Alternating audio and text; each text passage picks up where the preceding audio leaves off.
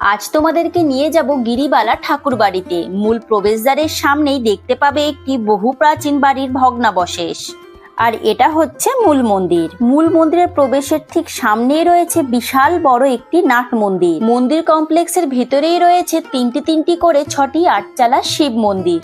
অনেকেই এই মন্দিরটিকে ছোট দক্ষিণেশ্বরও বলে থাকে। দক্ষিণেশ্বর মন্দিরের ভিতরে যেমন গঙ্গার ঘাট রয়েছে, তেমনি এই মন্দিরেও রয়েছে খুব সুন্দর গঙ্গার ঘাট, যা গিরিবালা ঘাট নামে পরিচিত। 1911 সালে রানী রাসমণির নাতবউ গিরিবালা কর্তৃক আগরপাড়ার গঙ্গা পাড়ে প্রতিষ্ঠিত হয় এই রাধা গোবিন্দ মন্দিরটি, যা পরবর্তীকালে গিরিবালা ঠাকুরবাড়ি নামেই পরিচিত হয়। মন্দিরের গর্ভগৃহে অধিষ্ঠান করছে কোষ্ঠী পাথরের দ্বারা নির্মিত শ্রীকৃষ্ণের এবং অষ্টধাতু দ্বারা নির্মিত রাধা রানীর অপূর্ব সুন্দর বিগ্রহ। একদিন সময় করে ঘুরে আসতে পারো এই মনোরম পরিবেশে ঘেরা আগরপাড়ায় অবস্থিত গিরিবালা ঠাকুরবাড়ি থেকে।